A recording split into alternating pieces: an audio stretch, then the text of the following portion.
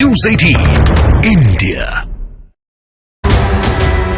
देश की सबसे बड़ी पॉलिटिकल बहस राम नीति से राष्ट्र नीति।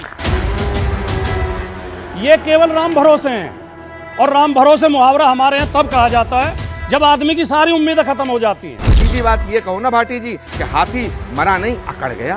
आप किनके चक्करों में पड़े आचार्य जी? आपने पब्लिक के बीच कब से कैमरा के बीच में होने लगी? आपने पब्लिक के बीच कब से वीडियो बनने लगे सन्यास के? टोपी पहन के रोजा अवतार करने लगे। नहीं। तो इनके लिए एक लाइन कहना चाहूंगा इनकी तारीफ में, पर इन डूबने वालों का जज्बा भी नहीं बदला है। शौक के सफर ऐसा, एक उम्र हुई हमने, मंजिल भी नहीं पाई, रास्ता भी नहीं बदला। अब आचार्य जी जवाब दे रहे हैं। आचार्य जी बोलिए। अरे आप जोश में आ गए हैं। मैंने आपको उस दिन अपने कार्यक्रम में बोला था जरूर 2 मिनट राम राम राम राम राम राम राम राम राम बोला करिए।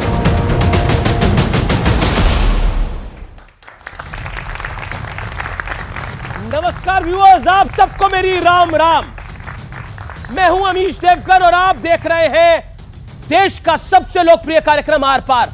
रामनीति पर आपने राजनीति तो खूब देखी होगी व्यूअर्स, लेकिन आज मैं आपको राम नीति से राष्ट्रनीति कैसे जुड़ती है इसकी एक झलक दिखाऊंगा। क्योंकि प्रभु राम लला की प्राण प्रतिष्ठा के बाद प्रधानमंत्री मोदी ने 2 बड़े संदेश दिए और कहा कि चेतना का विस्तार देव से देश और राम से राष्ट्र तक होना चाहिए। अब जरा राम होने का अर्थ समझिए। राम वो है जिनके लिए ना कोई ऊंचा है ना कोई नीचा, ना जिनके मन में भेद है ना ही कोई मतभेद। तो क्या वाकई मोदी सरकार भी इसी मंत्र के साथ चुनावी शंकरात कर रही है? लेकिन दूसरी तरफ विपक्ष का हाल ऐसा है कि प्राण प्रतिष्ठा के बाद विपक्षी गठबंधन के प्राण निकलने की नौबत आ गई है। ममता बनर्जी और भगवंत मान कांग्रेस को कोस रहे हैं। जेडीयू और आरजेडी में खुली भिड़ंत शुरू हो चुकी है। सीट शेयरिंग पर अखिलेश ने अपना पासा फेंक दिया है। लखनऊ से कैंडिडेट डिक्लेयर कर दिया है जिसपे कांग्रेस नाराज बताई जा रही है। महाराष्ट्र में भी सीटों की गुत्थी नहीं सुलझ पा रही है। यानी एक तरफ भारतीय जनता पार्टी राम और अपने काम के दम पर 2024 की ताल ठोक रही है, तो दूसरी तरफ विपक्षी गठबंधन की नींव खिसकती हुई दरकती हुई दिख रही है। तो क्या वाकई राम के नाम पर सब कुछ दांव पर लगा देने वाली बीजेपी 2024 में 400 पार का टारगेट पूरा कर लेगी, या फिर ये एक सपने जैसा है? आज इसी सवाल पर जनता जनार्दन के बीच से, इन युवाओं के बीच से होगी देश की सबसे बड़ी पॉलिटिकल बहस राम नीति से राष्ट्र नीति।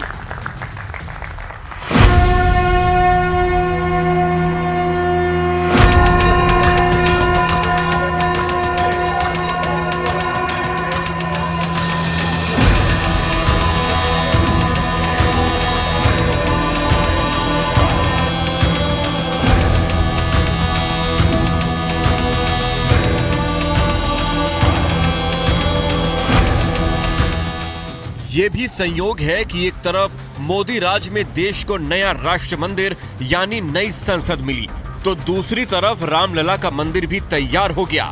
साथ ही प्रधानमंत्री मोदी ने राम से राष्ट्र की प्रेरणा का भी संदेश दे दिया। अपने अंतःकरण को विस्तार देना होगा। हमारी चेतना का विस्तार देव से देश तक, राम से राष्ट्र तक होना चाहिए। आपकी आंखों में कितने आंसू थे और आप भाव विभोर थे। बहुत बार जिंदगी में ऐसे दृश्य हुए हैं जो मैं भावुक हुआ हूं, लेकिन आज मेरे आंसुओं का बांध टूट गया। राम लला जो थे वो 550 साल का इंतजार कर रहे थे। राम को देखकर क्या लगा? यही लगा कि पिछले जन्म में कोई अच्छे कर्म किए होंगे कि इस जन्म में ये क्षण ईश्वर ने हमें दिया। ये कहा जाता है कि नरेंद्र मोदी, बीजेपी, आरएसएस इसका क्रेडिट लेने की कोशिश कर रही है। राम तो सबके हैं। तो अगर किसी खिलाड़ी के टाइम में वर्ल्ड कप फाइनल जीत गए तो खिलाड़ी बल्ला नहीं लहराएगा कि देखो मैंने जिता दिया, मैंने जिता दिया। राम काज के ठीक बाद मोदी गरीब काज में जुट गए हैं। 22 तारीख को मोदी जी ने राम काज किया और 23 तारीख को गरीब काज कर राम और गरीब को जोड़ने का प्रयास। तो अगर प्राण प्रतिष्ठा करने से पत्थर सजीव हो जाता है, प्राण प्रतिष्ठा करने से तो मुर्दा क्यों नहीं चल सकता है? चुनता रहा वो राह सही। इस बीच बीजेपी ने 2024 के चुनाव का शंखनाद कर दिया। पहले बीजेपी ने चुनावी थीम सॉन्ग लॉन्च किया। तभी तो सब मोदी को चुनते, तभी तो सब मोदी को चुनते। और इसके बाद पीएम मोदी ने बुलंदशहर में हुंकार भरी। हमारा लक्ष्य साल 2047 तक भारत को विकसित राष्ट्र बनाना है।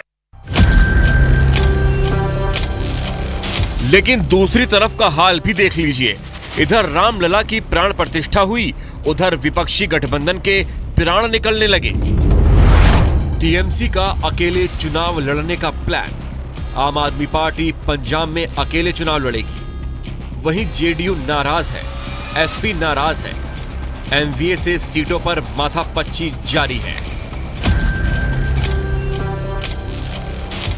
हालत यह है कि नीतीश कुमार पीएम मोदी का धन्यवाद कर रहे हैं, परिवारवाद पर वार कर रहे हैं, तो लालू यादव की बेटी रोहिणी आचार्य इशारों में नीतीश कुमार को आईना दिखा रही हैं। तो आज इन तमाम मुद्दों पर जनता के बीच होगी देश की सबसे बड़ी बहस, राम नीति से राष्ट्रनीति। राम नीति से राष्ट्रनीति। लेकिन आज के बहस के मुद्दे क्या है? पहला मुद्दा, राम भक्ति से बढ़ेगी बीजेपी की सियासी शक्ति। Point number 1। पॉइंट नंबर 2, स्वार्थ का टकराव, विपक्ष में बिखराव है बंगाल से पंजाब तक। और तीसरा मुद्दा, मोदी का विरोध करते करते राम के विरोध में विपक्ष उतर आया है और विपक्षी नेता खुद यह बात बोल रहे हैं कि हमारा पटक्षेप हो रहा है क्योंकि हम मोदी के आगे के विरोध के चलते हम राम का विरोध कर रहे हैं। और मेरे साथ बातचीत करने के लिए आज मंच पे कौन है? जोरदार तालियों से अभिनंदन करिए डॉक्टर सुधांशु त्रिवेदी का, जो कि सांसद हैं और प्रवक्ता हैं। जोरदार तालियों से अभिनंदन करिए राजकुमार भाटी का, प्रवक्ता हैं समाजवादी पार्टी के। विवेक श्रीवास्तव हैं, लेफ्ट के नेता हैं, उनका अभिनंदन है। और आचार्य प्रमोद कृष्णम है, कांग्रेस पार्टी के एक नेता और इकलौते नेता जो कि विपक्ष से प्राण प्रतिष्ठा के कार्यक्रम में पहुंचे थे। तो एक बार इनके लिए भी तालियां कि इतना बड़ा जोखिम भर लिया है इन्होंने। तो सुधांशु जी, ये चर्चा आज जो है ये बहुत महत्वपूर्ण है क्योंकि रामलला की प्राण प्रतिष्ठा के बाद ये हमारा पहला पब्लिक कार्यक्रम है। अयोध्यापुरी में तो हमने कई सारे कार्यक्रम करे, लेकिन स्टूडियोज में ये पहला कार्यक्रम है। तो सबसे पहले तो राम से राष्ट्र और देश से देव की बात प्रधानमंत्री मोदी ने कही, लेकिन क्या आपको लगता है कि बीजेपी अब 400 की तरफ आंखें जमाकर देख रही है? क्या ये तो नहीं है कि ओवर कॉन्फिडेंस है ये?